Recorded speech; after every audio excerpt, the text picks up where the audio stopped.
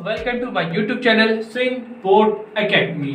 Student, इस lecture के अंदर हम लोग फर्स्ट ईयर मैथमेटिक्स की न्यू बुक के चैप्टर नंबर 11 की एक्सरसाइज 11.1 के क्वेश्चन नंबर 2, 3, 4 एंड 5 को कंप्लीट करेंगे इस ही लेक्चर के अंदर।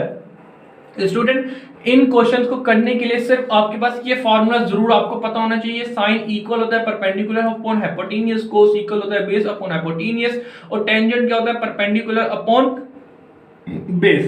तो ये तीन फार्मूलाज आपको जरूर काम आएंगे, पता होने चाहिए, बहुत ज्यादा काम आएंगे इन एक्सरसाइज की सॉल्यूशन में। स्टूडेंट, पेपर पॉइंट से बात कर लेते हैं कि बेटा ये क्वेश्चन कितने इंपॉर्टेंट है। तो स्टूडेंट, इंपॉर्टेंस है इनकी, लेकिन अगर मैं हकीकत लफ्जों में कहूं कि अगर इन क्वेश्चन क्या ये क्वेश्चन पेपर में आ सकते हैं, तो बेटा इस तरह के क्वेश्चन नहीं आएंगे। लेकिन इन क्वेश्चन को करने से आपके पास आगे के क्वेश्चन और स्पेशली इन क्वेश्चन को करने के बाद आपको ये क्वेश्चन को समझने में आसानी होगी, स्पेशली 11.2 के वर्डिंग वाले क्वेश्चन। तो आप जरा देखिएगा कि ये क्वेश्चन जो है उससे भी ज्यादा इंपॉर्टेंट है और ये ज्यादा चांसेस है इन क्वेश्चंस के आने के। तो सिर्फ हकीकत कहूंगा इनकी इतनी इंपॉर्टेंट नहीं है, इतनी इंपॉर्टेंस नहीं है, लेकिन इनको करने से आपके आगे के जो मेन क्वेश्चन है उनको करने में आसानी होगी। तो भाई हर चीज अपनी अपनी अहमियत रखती है, हम पे ऊपर डिपेंड होता है हम उसकी कितनी इज्जत करें और कितना इंपॉर्टेंट लेके अपनी हार्ड वर्किंग करें। तो चलते हैं अपने सॉल्यूशंस की तरफ। तो भाई हम लोगों ने एक्सरसाइज 11.1 का क्वेश्चन नंबर 2 ले लिया है, उसको पढ़ते हैं और उसके सॉल्यूशन को स्टार्ट करते हैं। तो भाई क्वेश्चन नंबर 2 में हमें कहा गया है वर्टिकली स्टिक्स, ठीक है। स्टिक आपको पता है क्या होता है। Stick 60 metre long cast a 12 metre long shadow, उसने 12 मीटर लॉन्ग शेडो बनाया है और find the angle of elevation of the sun, ठीक है जी। अब जरा देखिएगा, डाटा को हमने पढ़ा है, उस डाटा से हम एक डायग्राम बनाते हैं और फिर अपना आंसर देने की कोशिश करते हैं, इससे आप इजीली समझ पाएंगे। तो जरा देखिए क्या है इसमें, क्या है वर्टिकली स्टिक 60 मीटर लॉन्ग। तो भाई वर्टिकली का मतलब क्या होता है, कुछ यूं सही जी भाई। तो ये वर्टिकली स्टिक हो गई। अब ये वर्टिकली स्टिक है, इसकी क्या लेंथ बताइए, 16 मीटर का है, ये वर्टिकली स्टिक है, ठीक है जी बेटा। फिर कहा गया है ये 60 मीटर हो गया, उसके बाद cast a 12 metre long shadow. अब ये जो स्टिक है वो क्या बना रही है, शेडो बना रही है। वो कितना बना रही है, 12 बना रही है। तो ये कुछ यू बन जाएगा, ठीक है, ये समझ ले शेडो बन गया। तो ये 12 मीटर बना लिया, सही है। अच्छा जी, तो शेडो कैसे बनेगा, यकीनन जब यहाँ पे एक सन होगा, ठीक है ना बेटा, ये एक सन होगा तो वो एक शेडो बनाएगी। तो भाई इसने खुद कहा कि एक वर्टिकली स्टेप है casts 12 metre long shadow, find the angle of elevation of the sun. तो अब एंगल ऑफ एलिवेशन मिसाल के तौर पे यहां से अगर मैं सन को देखूं, ठीक है ना, अगर एक बंदा खड़ा कर दूं और सन को देखेगा तो एंगल ऑफ एलिवेशन बनेगा। तो जो हमारी एंगल बेसिकली बनेगा वो एंगल ऑफ एलिवेशन होगा और इसी तरीके से बनेगा। तो यहाँ पे आके ये एंगल ऑफ एलिवेशन है जिसको हम थीटा से प्रेजेंट करेंगे। तो क्वेश्चन के अंदर कहा गया है find the angle of elevation of the sun. तो ये एंगल जो एलिवेशन बन रहा है इसको मालूम करना है। सेज बेटा, अगर आपको ये डायग्राम बनाना आ गई, समझ लें हलवा है सारी चीजें, और तमाम क्वेश्चन तमाम क्वेश्चन इन्हीं कॉन्सेप्ट के ऊपर है। यानी कि जो समझ लेंगे क्वेश्चन नंबर 2 अगर अच्छे तरीके से समझ लेंगे, आगे की तमाम चीजें ऐसी ही हैं, ठीक है ना। तो काइंडली अच्छे तरीके से इस क्वेश्चन को समझ लें और आगे के क्वेश्चन को खुद करने की कोशिश कीजिएगा। तो मसले मसाइल हो तो फिर आप वीडियो की तरफ आ जाएं। तो भाई यहाँ पे हम लोगों ने क्वेश्चन नंबर 2 को पढ़ा और 2 को पढ़ने के बाद हमने ये एक डायग्राम बन गई। तो बेटा अब इस डायग्राम को जब हमने बनाया तो यहाँ पे आप देखेंगे एक ट्राइंगल, राइट ट्राइंगल बन गया है। कैसे बन गया जरा देखिएगा, इन एक स्ट्रिप है और उसके शैडो के दरमियान में 90 का एंगल बन रहा है और उसके अलावा यहाँ एंगल बन रहा है। तो इस एंगल के सामने, क्योंकि एंगल का जो रेफरेंस हमें वो है ये है, तो इसके सामने क्या होगा, परपेंडिकुलर होगा, से जी। और उसके अलावा ये 90 का है तो 90 के सामने वाली जो साइड होगी उसको हम क्या कहेंगे, 90 एंगल के सामने जो साइड होगी उसको क्या कहेंगे, उसको कहते हैं हाइपोटेनियस, सही जी बेटा। और उसके अलावा ये दो साइडों के नाम होंगे, जो तीसरी साइड बचेगी फिर उसको हम बेस कह देते हैं, सही जी बेटा। तो अब यहाँ पे जरा आप आए तो आपने देखा कि भाई हमने क्वेश्चन जो दिया गया था उस क्वेश्चन को यूज करते हुए एक जो डायग्राम बनी है वो ट्राइंगल बन गई है, राइट ट्राइंगल। और राइट ट्राइंगल के बेसिक फार्मूलाज ये हैं, तो काइंडली इन फार्मूला को जरूर याद कर लिएगा। पूरी एक्सरसाइज के अंदर यही फार्मूलाज यूज होंगे अपना आंसर देने के लिए, ठीक है जी। तो फिलहाल यहाँ पे आपने ये कर लिया। अब मेरे बच्चों जरा एक चीज देखो कि भाई इस क्वेश्चन के अंदर हमें परपेंडिकुलर मिला हुआ है, एक बेस मिला हुआ है, हाइपोटेन्यूस मिला हुआ है, हाइपोटेन्यूस की कोई वैल्यू दी है, इसने नहीं दी हुई। आगे जब हम क्वेश्चन चलेंगे तो वहां पे यकीनन ये हाइपोटेन्यूस की वैल्यू होगी तो फिर डिफरेंट चीजें होंगी। लेकिन फिलहाल यहाँ पे आप देखिएगा इस क्वेश्चन के अंदर आपके पास परपेंडिकुलर 16 है और बेस कितनी है 12 मीटर है। ठीक है जी बेटा। तो अब जरा देखिएगा हम अपना फार्मूला निकालते हैं। तो जरा देखिएगा क्योंकि ट्रिग्नोमेट्रिक फंक्शन है, ट्रिग्नोमेट्रिक फंक्शन में मुझे बताए परपेंडिकुलर और बेस कौन से फार्मूले में, इस फार्मूले में है, इस फार्मूले में, इस फार्मूले में जी, इस फार्मूले में tangent theta equal to perpendicular base.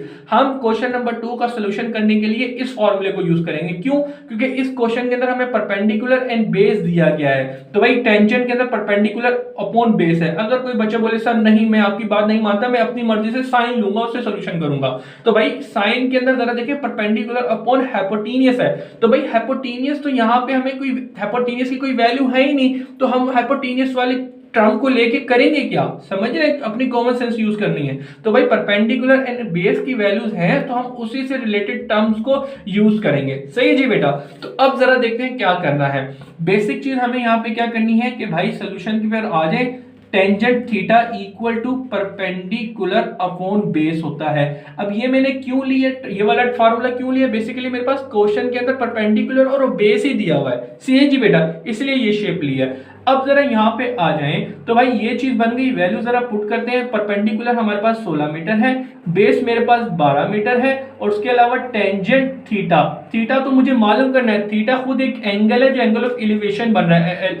Basically इसको एंगल भी कह सकते थे, लेकिन एलिवेशन इसलिए कह दिया क्योंकि ऊपर की साइड में बन रहा है और इसी से हमारी एक शेप ड्राइव होती है, शेप बनती है। सही जी बेटा, समझिए ना इस चीज को। ठीक है, तो अब जरा देखिएगा यहाँ पे क्या होगा। हमने बेसिक अब ये हो गया, अब हमें यहाँ पे मालूम क्या करना है, थीटा मालूम करना है। ठीक है ना। अब थीटा मालूम करने के लिए टेंजेंट है, टेंजेंट उस साइड पे जाके क्या हो जाएगा, इनवर्स हो जाएगा। ये टेंजेंट इनवर्स हो गया और इधर हमारे पास 16 और यहाँ पे 12 और यहाँ पे मेरे पास थीटा रह जाएगा।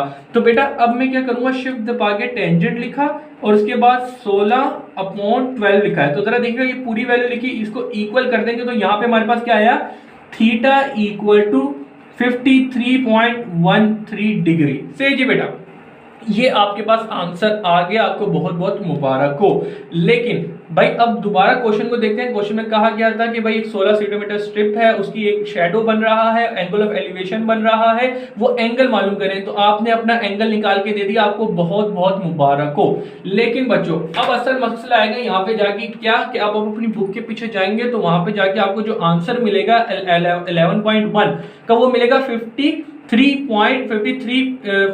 डिग्री एंड 7 मिनट, यानी कि 7 के ऊपर ये बार लिखा है, इसको हम मिनट कहेंगे। तो भाई बेसिकली अब यहाँ पे क्या होगा, भाई यहाँ पे हमें ये जो एंगल निकाला है, ये आपने निकाला है डिग्री डेसिमल के अंदर निकाला है, तो इसको डिग्री मिनट के अंदर कन्वर्ट करना है। तो उसके लिए अब कन्वर्जन करके दिखा रहा हूँ वो कैसे करेंगे। तो भाई उसके लिए आपने देखना है 53 है, पॉइंट के बाद क्या लिखा है, ये लिखा है, तो इसको आप करते हैं प्लस 0.13, ठीक है ना।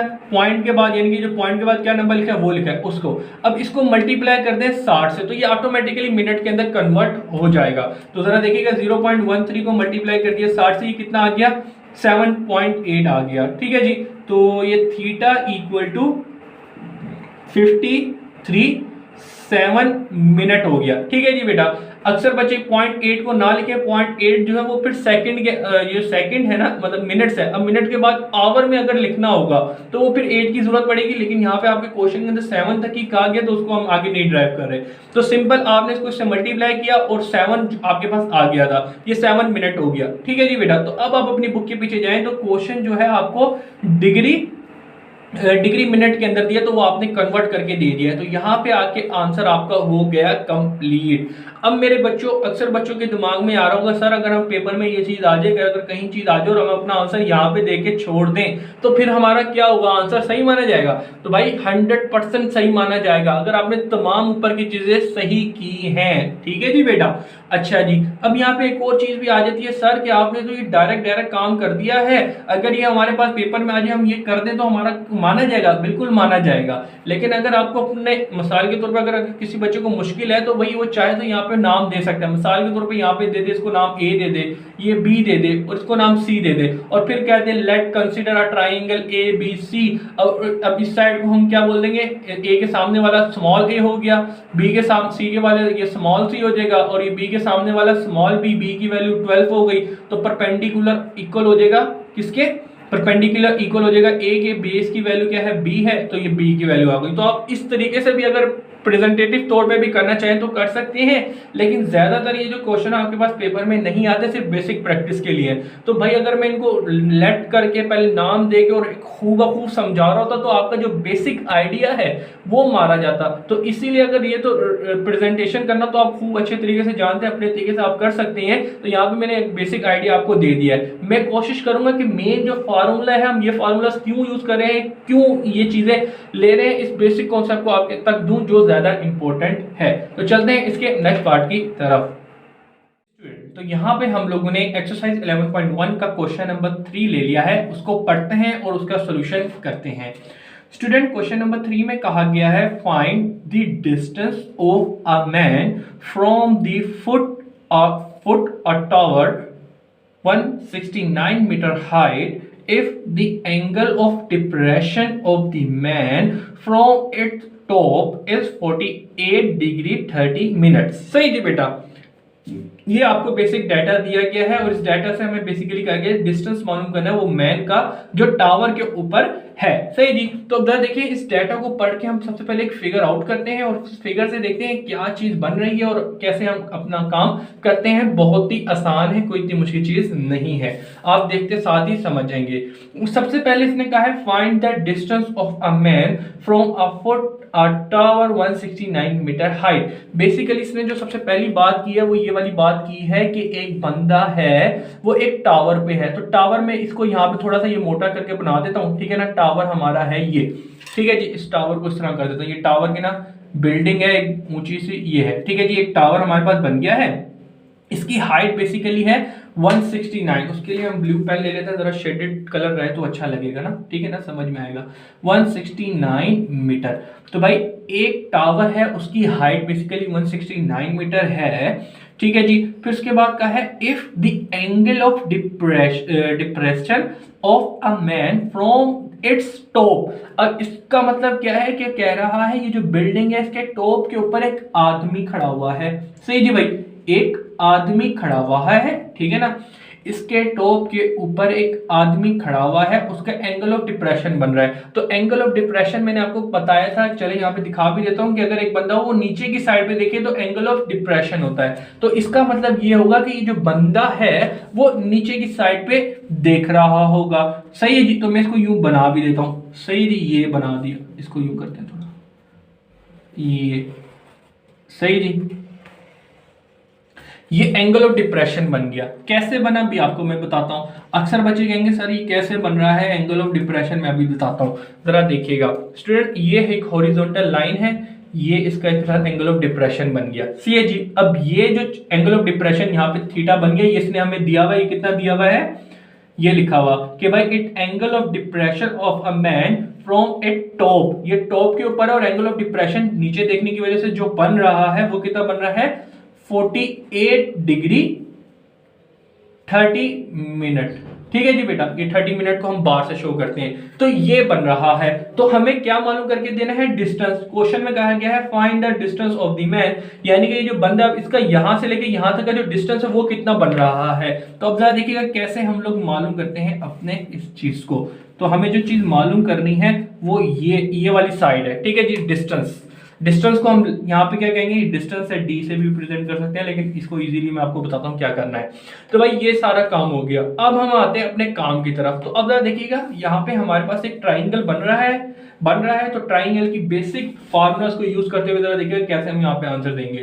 तो सबसे पहले चीज ये एक ट्रिग्नोमेट्री की ये प्रॉपर्टी है, जो एंगल यहाँ पे बन रहा है वही एंगल हमारे पास यहाँ पे भी बन रहा है। सही जी बेटा, ये है और ये यहाँ पे थीटा, जो थीटा यहाँ एंगल बन रहा है वो यहाँ पे भी बन रहा है। तो ये किसके इक्वल हो जाएगा, 48 8:30 ठीक है जी बेटा, ये हो गया। हम इस चीज को यहाँ पे भी बना सकती हैं, ठीक है जी।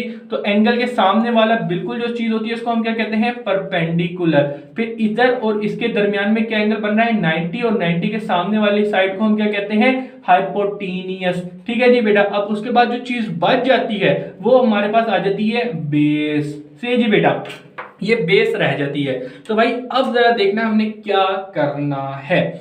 स्टूडेंट, क्वेश्चन में हमें कहा गया था कि एक बिल्डिंग है, उस बिल्डिंग के ऊपर एक बंदा खड़ा हुआ एंगल ऑफ डिप्रेशन बना रहा है, तो उसका डिस्टेंस बताएं कितना बनेगा। ये बेस जो है ये मालूम करके देनी है। इस बेस को हम क्या कह देते हैं, डी कह देते हैं। डी का मतलब क्या है, डिस्टेंस, ठीक है जी। तो ये डिस्टेंस मालूम करके देना है। तो अब आगे जरा देखिएगा, हमें इस क्वेश्चन के अंदर परपेंडिकुलर गिवन है, एक एंगल गिवन है और बेस की बात कर रहा है, यानी कि हमें कोई ऐसी चीज सिलेक्ट करनी है जिसके अंदर परपेंडिकुलर हो, बेस हो और एंगल तो तीनों के अंदर ही है। तो हम कॉमन सेंस यूज करते हुए परपेंडिकुलर और बेस किसके अंदर है, टेंजेंट के अंदर है। तो इस क्वेश्चन का सॉल्यूशन करने के लिए अगेन हम ये वाला फार्मूला यूज करेंगे, tangent theta equal to perpendicular upon base से जी बेटा, सिंपल। अब जरा देखना कैसे वैल्यू पुट करेंगे और अपना काम करेंगे। लेकिन इसके अंदर हम क्या करेंगे, परपेंडिकुलर की वैल्यू 169 है, बेस को हमने डी कह दिया क्योंकि डी हमें मालूम करना है, जो डिस्टेंस है वो उसकी जगह डी पुट कर देंगे। टेंजेंट थीटा, अब थीटा हमें यहाँ पे क्या दिया है, 48 एंड 30 मिनट। तो इसको सबसे पहले हम कन्वर्ट कर देते हैं। तो जरा सबसे पहले थीटा की कन्वर्जन करते हैं। थीटा हमें यहाँ पे दिया गया है 48 डिग्री एंड 30 मिनट। तो भाई इसको कन्वर्ट करने के लिए हम 48 प्लस 30 को डिवाइड कर देंगे 60 से, एक बार है तो 60 से डिवाइड कर देंगे। तो इसकी कन्वर्जन कर देते हैं पहले सीधे तरीके से। तो भाई 30 को डिवाइड कर दें 60 से, तो ये 60 को सॉरी डिवाइड करें 60 से, ये आया, और इसको प्लस कर दें 48 में, तो ये आपके पास कुछ बन जाएगा, ये 48.5 डिग्री। तो भाई ये हमारे पास जो एंगल दिया गया था डिग्री मिनट में दिया गया था, तो हमने इसको इन डिग्री में कर लिया है, डिग्री डेसिमल में कर लिया, क्योंकि हम इसी को इजीली कर पाएंगे। कन्वर्जन है लेकिन वो फिर लंबी हो जाएगी कैलकुलेटर के अंदर। आप जब एक चीज इजीली कर सकते हैं और हमने पहले भी किया तो आप इसको सेलेक्ट कर दिएगा। अब हम लोग मेन डिग्री को ये यूज करेंगे अपने फॉर्मूले के अंदर। तो टेंजेंट थीटा, थीटा की वैल्यू क्या आ गई है 48.5 degree equal to perpendicular upon base. Perpendicular की वैल्यू क्या है 169 डिवाइडेड बाय बेस। बेस की वैल्यू क्या है, यहाँ पे बेस की वैल्यू हमने डी लिए जो हमको मालूम करनी है, ठीक है जी। तो अब मुझे बताएं कि इस फार्मूले की ऐसी मैं क्या रद्दो अमल करूं, क्या हेरा फेरी करूं कि मेरे पास यहाँ पे डी की वैल्यू आ जाए। बेसिकली डी डिवाइड है जाके मल्टीप्लाई होगा, और ये जो टेंजेंट 48.5 है उसको मैं इधर ले आऊंगा। इससे क्या होगा, इससे मेरा ही काम आसान होगा कि मुझे जो डिस्टेंस मालूम करना है वो मेरे पास डायरेक्ट निकल के आ जाएगा बस अपनी कन्वर्जन से। तो भाई ये हो गया काम। तो भाई 169 अपॉन टेंजेंट 48.5 ऐसे ही है ना भाई, और इसको बंद कर दिया। ये जो चीज है ये कर दिया, इसको इक्वल किया, तो यहाँ पे आके आपके पास क्या बन गया 149.5, ठीक है जी। अब अच्छा से इसका एंगल यूनिट क्या दिया हुआ था, वैसे मीटर दिया हुआ था, ये मीटर था ना, तो भाई बेसिकली इसका भी मीटर है तो इसका भी लेंथ मीटर ही होगा, तो आपने यहाँ पे मीटर लिख दें। तो भाई हमें क्वेश्चन के अंदर क्या कहा गया था कि भाई एक बेसिकली बिल्डिंग है, उस बिल्डिंग की हाइट 169 है, उसके ऊपर एक बंदा है, एंगल ऑफ डिप्रेशन बना है, बताएं कि इसका डिस्टेंस कितना होगा। तो हमने बेसिक कॉन्सेप्ट को यूज करते हुए कि भाई ये परपेंडिकुलर एक ट्राइंगल बन गया है, ट्राइंगल बन गया तो उसके अंदर परपेंडिकुलर और हाइपोटेनियस बेस होगा। तो यहाँ पे मैं परपेंडिकुलर और बेस दिया गया है और एंगल दिया है। तो ये जो दोनों चीजें हैं किसमें आती है, टेंजेंट के अंदर आती है। वैल्यूज हमने पुट करी और जो पुट करते हुए हमारे पास जो डिस्टेंस आ गया वो कितना आ गया 149.5 मीटर। तो अब आप अपनी बुक के पीछे जाएं और अपना आंसर मुबारक देखें, यही होगा सही जी बेटा। तो यहाँ पे आके हमारा क्वेश्चन नंबर 3 भी हो चुका है कंप्लीट। चलते हैं क्वेश्चन 4 पर। तो भाई क्वेश्चन नंबर 4 ले लिया है, उसको पढ़ते हैं और उसका सोल्यूशन करते हैं। स्टूडेंट क्वेश्चन नंबर 4 में कहा गया है a string of flying kite is 200 metres long and its angle of elevation is 58 degree 30 bar का मतलब 38 minutes. Find the height of the kite. इस काइट की हाइट मालूम करनी है when the string is fully stretched. तो भाई क्या इस क्वेश्चन को पढ़ने से हमें एक चीज मिली है, वो मिली है कि भाई एक पतंग, ठीक है जी, एक ये पतंग है, ठीक है जी, इस पतंग को हम बना लेते हैं ये एक पतंग है जो कि क्या कर रही है, फ्लाइंग कर रही है से जी। यकीनन एक बंदा होगा यहाँ पर, इसको मैं ऐसे बना देता हूँ, एक बंदा होगा वो एक पतंग उड़ा रहा होगा, सही है। इसके हाथ में मैं ये रस्सी दे देता हूँ, ठीक है जी। भाई एक लड़का है वो पतंग उड़ा रहा है। सही जी। तो इसने खुद कहा है क्वेश्चन के अंदर कि a string of a flying a kite is 200 metre. तो ये जो बंदा पतंग उड़ा रहा है इसकी जो क्या है लेंथ है वो 200 मीटर है। फिर उसके बाद इसने कहा है कि 200 metre long and it angle of elevation, ठीक है जी, एंगल ऑफ एलिवेशन इज 5830 बार। तो भाई बेसिकली ये जो बंदा है, ठीक है ना, अभी यकीनन जब एंगल बनाएगा तो यहाँ पे भी कोई हॉरिजॉन्टल लाइन होगी, उसी से एंगल बनेगा रेफरेंस लेते हुए। तो भाई एंगल ऑफ एलिवेशन आपको पता है हमेशा ऊपर वाली साइड में बनता है, तो एंगल ऑफ एलिवेशन जो बन रहा है यानी कि थीटा जो बन रहा है वो कितना यहाँ पे दिया है 58 डिग्री एंड 30 बार से जी।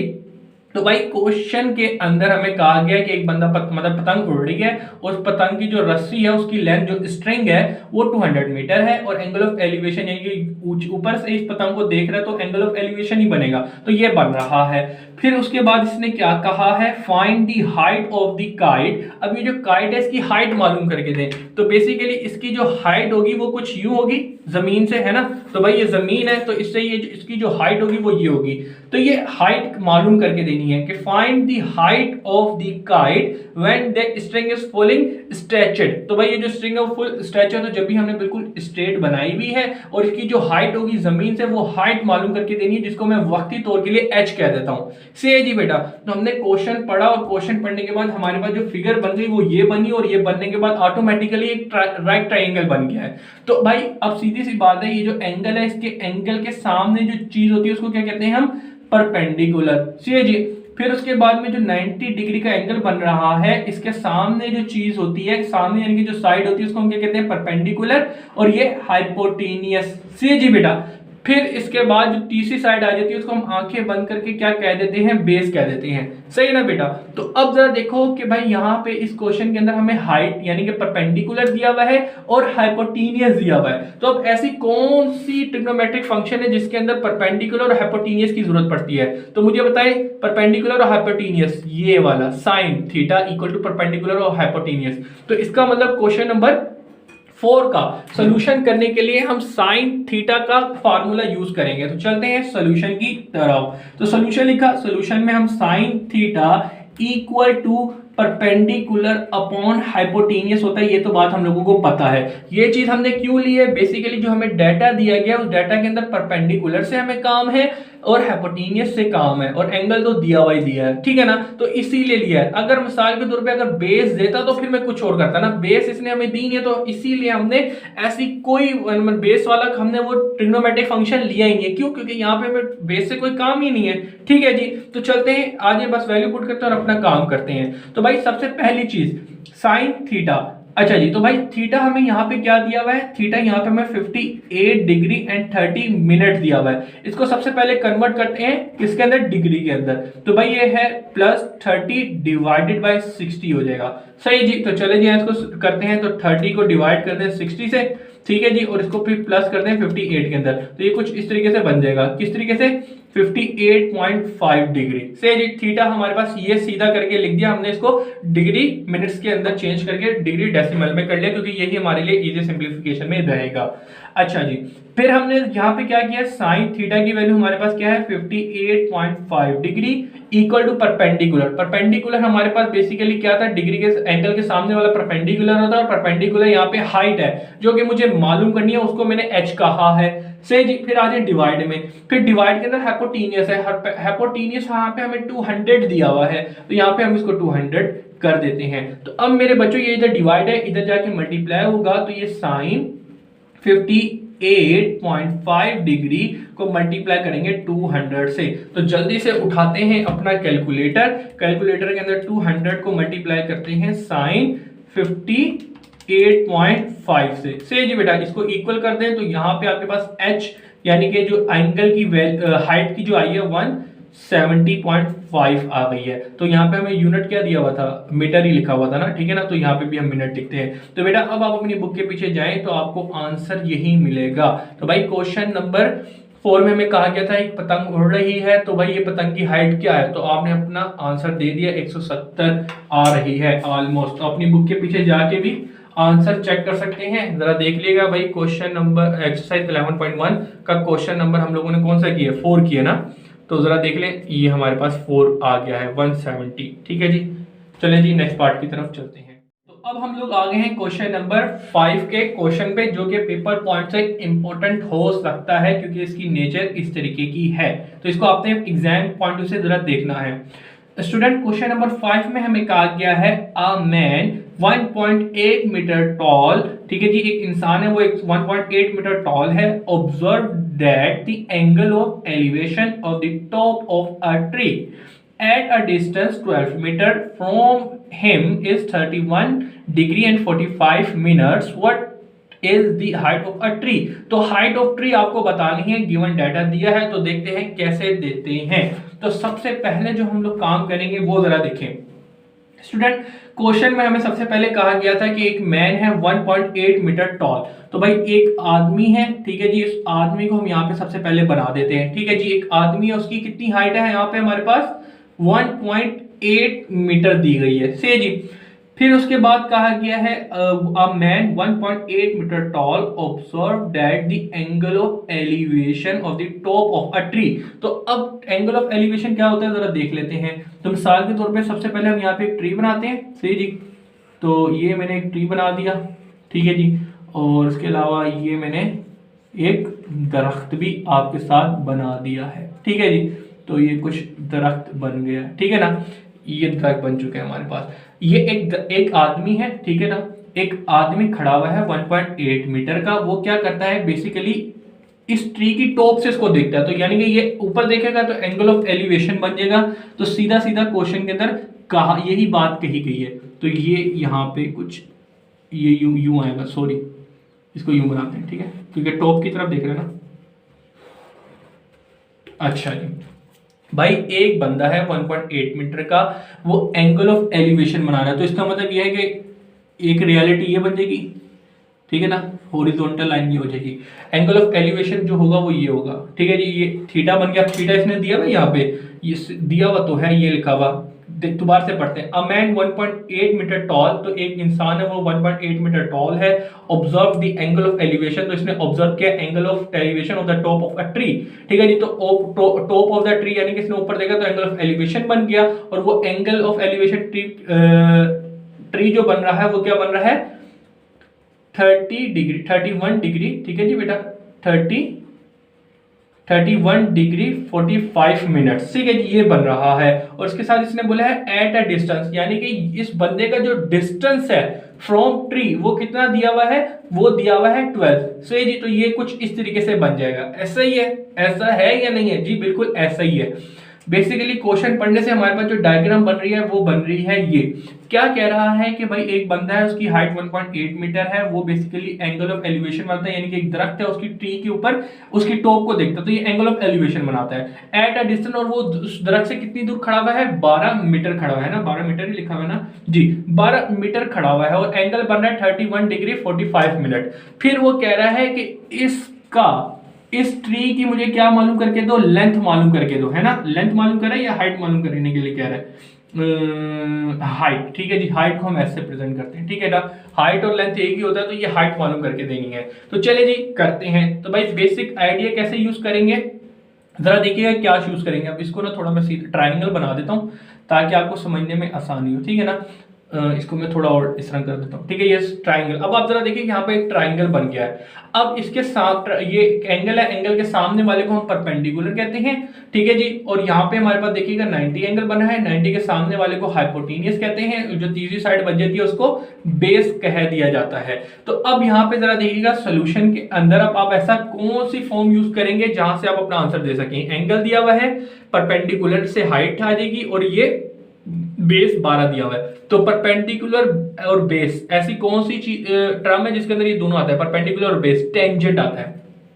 तो यहाँ पे हम tangent theta equal to perpendicular upon base वाला फार्मूला यूज करेंगे। क्यों? परपेंडिकुलर हमें दिया हुआ है h पुट कर देंगे, बेस हमें यहाँ पे दिया है 12 पुट कर देंगे, टेंजेंट थीटा थीटा हमें दिया वो पुट कर देंगे। तो यहाँ से इसको सिंप्लीफाई करके हम यहाँ से h की वैल्यू इजीली दे सकते हैं। ठीक है जी बेटा, लेकिन यहाँ पे हम डायरेक्ट h की वैल्यू नहीं दे सकते, कुछ बेसिक चीजें होंगी वो समझने की कोशिश कीजिएगा। कैसे जरा बताता हूँ स्टूडेंट। तो भाई यहाँ पे अब जरा देखिएगा ये है, लेकिन इसको सबसे पहले हम एंगल को थोड़ा सीधा कर लेते हैं। एंगल क्या दिया? 31 डिग्री 45 मिनट। ठीक है जी, तो ये 31 एंड 45 क्या दिया हुआ है? मिनट दिया हुआ है। तो इसको हम सबसे पहले 60 से डिवाइड करके इसको सीधा करते हैं। तो चलिए जी कर देते हैं। तो भाई 45 डिवाइडेड बाय 60, सही जी। तो ये कितना गया? ये आपके पास आ गया 0.75, इसको प्लस कर देंगे 31 के अंदर, तो ये सम कर दिया। तो ये कितना बन गया आपके पास? 31.75 डिग्री। सबसे पहले हमने इसको सीधा कर दिया, अब सीधा करने के बाद अब वैल्यू डालते हैं। तो भाई tangent theta equal to perpendicular upon base, सी जी। तो वैल्यू पुट करते हैं टेंजेंट थीटा, थीटा कितना हो गया आपका? 31.75 degree equal to perpendicular. Perpendicular आपके पास क्या है? परपेंडिकुलर हाइट बेसिकली आ रही है, तो वो हाइट h से प्रेजेंट कर रहे हैं, डिवाइडेड बाय जरा देखिएगा बेस। तो बेस यहाँ पे आपके पास क्या दी गई है? बेस आपको यहाँ पे दी गई है 12, तो आपने वो 12 डाल दी। तो h मालूम करने के लिए हम यहाँ पे क्या करेंगे? 12 को मल्टीप्लाई कर देंगे टेंजेंट 31.75 डिग्री से जी बेटा। तो 12 मल्टीप्लाई कर रहे हैं टेंजेंट 31.75 डिग्री से, इसको मल्टीप्लाई किया तो ये आपके पास h कितना आ गया? h इक्वल टू 7542 आ गया, और ये मीटर है, सही जी। क्या ये आपका आंसर है? नहीं भाई, अभी आपका आंसर नहीं है, मैं बताता हूँ क्या है आपका आंसर। तो भाई अब यहाँ पे मेरी बात सुने बेटा। क्वेश्चन में कहा गया था कि आपको हाइट ऑफ क्या मालूम करनी है? Height of tree. तो भाई एक ये जो बंदा है यहां से देखेगा तो उसको जो लेंथ मिलेगी वो यहां से लेके यहां तक की मिलेगी, है ना। अब ये वाली लेंथ कहां गई? ये वाली लेंथ बेसिकली ये बंदे की हाइट थी 1.8। तो बेसिक जो आपको हाइट मालूम करनी है 7.48 जो आपने निकाली, बेसिकली यहां से लेके यहां तक की हाइट मालूम की है। और ये वाली हाइट क्या थी? ये वाली हाइट इक्वल होगी बंदे की हाइट की, वो क्या दिया हुआ था? 1.8। तो ये 1.8 को इसके अंदर ऐड करें तो अब आपका आंसर निकल के आएगा, जो बेसिकली प्रॉपर क्या होगी? हाइट ऑफ ट्री होगी। तो 7.42 प्लस 1.8, तो जैसे ये करेंगे तो इसको सम करें तो 9.2, तो 9.2 मीटर आपकी हाइट होगी, हाइट ऑफ ट्री, जो कि बेसिक आपको रिक्वायर्ड था, कहा गया था। तो अगेन यहाँ पे उम्मीद करता हूँ ये छोटी सी चीज समझ आ गई होगी कि इस फार्मूले को हमने यूज करते हैं, जो हाइट मालूम की यहाँ से तक मालूम की है, लेकिन ये क्योंकि हमें हाइट ऑफ ट्री देनी थी, जो बेसिकली यहाँ पे 1.8 जो ऊंची रह गई थी, नीची रह गई थी, उसको ऐड किया तो जब हमारा प्रॉपर आंसर आएगा। तो यहाँ पे आके ये क्वेश्चन भी होता है कंप्लीट और ये वीडियो भी होती है कंप्लीट। इंशाअल्लाह नेक्स्ट लेक्चर में मिलेंगे नए क्वेश्चंस के साथ। अल्लाह हाफिज।